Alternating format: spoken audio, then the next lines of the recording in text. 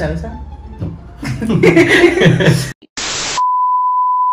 Bonjour, bienvenue dans cette vidéo. Aujourd'hui, je reçois Oliver. Bonjour.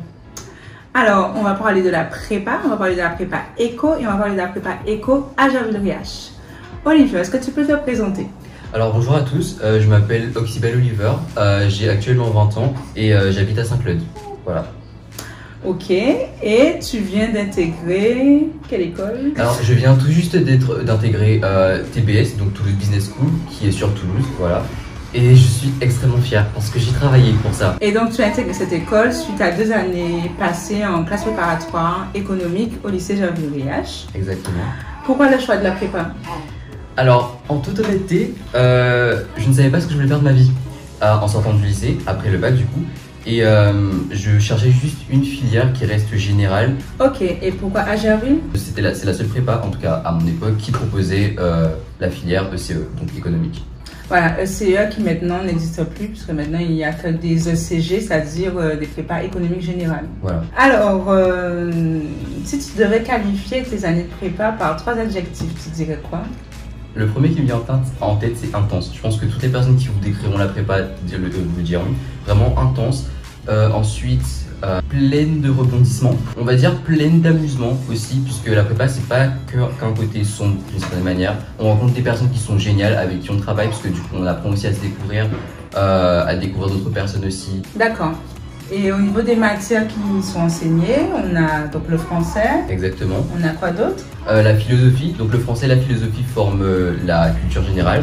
Ensuite, vous avez les mathématiques, l'ESH qui est, on va dire, l'évolution des SES, donc l'économie en soi.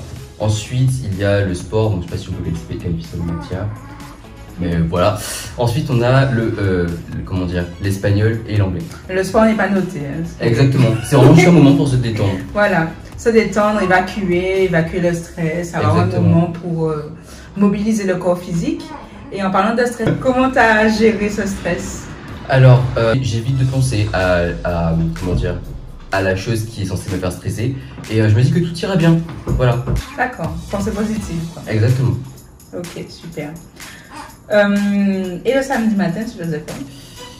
J'allais à Gerville pour un DS chaque samedi matin, donc dans différentes matières. C'était dur. En fait, au départ, ça paraît dur, au début de la première année. Mais après, sur le long terme, vous vous rendrez compte qu'en fait, ce sont des entraînements. Et plus le concours approchera, plus vous aurez besoin, vous demanderez des DS pour continuer à vous améliorer, vous perfectionner. C'est un mal pour un bien, franchement. Et le mercredi après-midi, tu faisais quoi? Le mercredi après-midi, alors soit j'avais des cols ou je travaillais en groupe avec d'autres amis pour pouvoir faire nos devoirs, entre guillemets, ou nous perfectionner dans certaines matières. Si on résume, il y a les cours, exactement, il y a les devoirs surveillés le samedi, oui, et il y a l'école. C'est quoi une colle déjà? Alors en soi, une colle, c'est une interrogation orale, si je puis dire, dans différentes matières, où vous serez justement interrogé sur vos connaissances. Est-ce qu'on prépare à la maison? Est-ce qu'on prépare sur place? Alors ça va dépendre des matières, parce que oui, ça va dépendre des matières et des exercices qu'on vous donnera à faire, et aussi du stade auquel vous êtes durant la prépa. Je sais parce que je me rappelle qu'en première année, donc au tout début de l'année, en ESH par exemple, mon prof nous donnait à préparer l'école à la maison et on arrivait directement avec la colle faite et on passait à l'oral. Et à la fin de la 2e année par exemple, si on le voulait, on préparait la colle à l'école même, donc on appelait ça une colle sèche, et on passait à l'oral juste après. Donc ça dépend vraiment des matières et des exercices. Ok. Et donc pour arriver à gérer tout ça, les cours, l'école, les devoirs, quelle qualité tu penses que doit avoir un étudiant en prépa éco? La persévérance, ça c'est important, je pense que c'est indéniable. Un autre mot serait la rigueur, parce que par exemple en maths, le professeur nous donnait des DM à faire tous les jeudis et à remettre le jeudi suivant. Donc en fait on avait toujours vraiment tous les jeudis un DM à remettre et à faire. Et du coup, pourquoi j'ai pas adopté ce rythme en français? J'aurais dû. Vous pourriez, parce qu'honnêtement c'est vraiment efficace. Franchement c'est stressant, mais ouais, c'est efficace, parce que du coup ça nous apprend vraiment à remettre des devoirs dans le temps imparti. Et ça c'est très important pour la vie professionnelle future. Ah oui, et organisé. Avant, à l'époque, j'étais bordélique si je puis dire, mais on n'a pas le choix. Si tu n'es pas organisé, tu deviendras organisé, obligatoirement.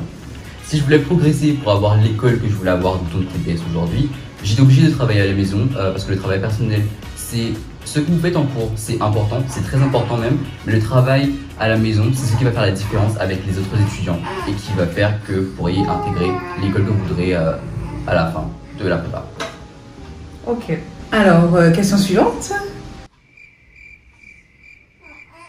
Question suivante. Question suivante.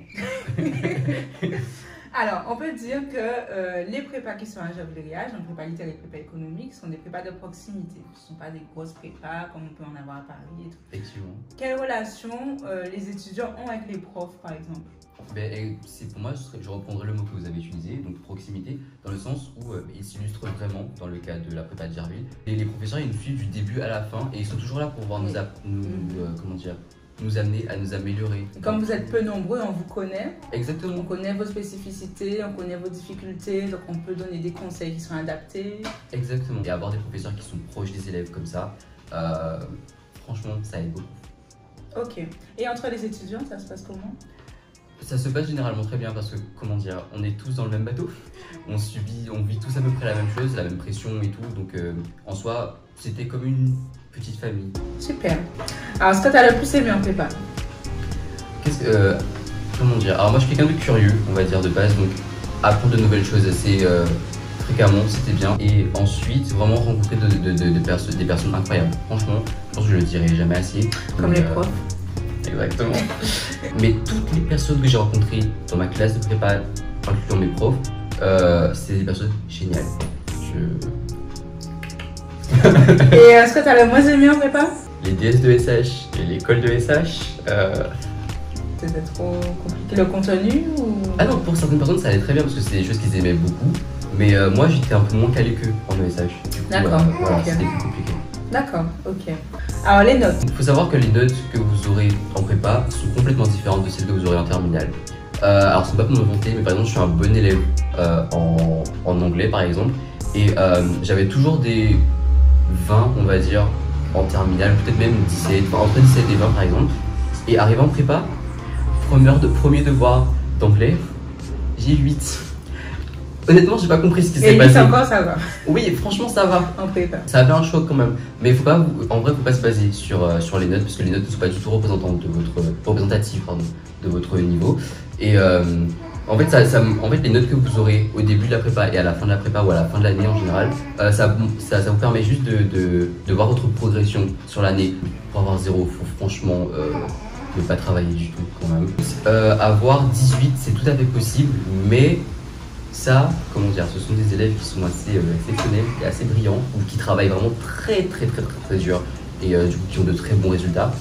Voilà. Et est-ce que passer de 0 à 18, c'est possible? Encore une fois, c'est tout à fait possible si vous êtes persévérant, comme j'avais dit avant, rigoureux et organisé. Franchement. Super. Ok. Donc on va clôturer sur ça. Persévérance, rigueur et organisation. Exactement. Voilà.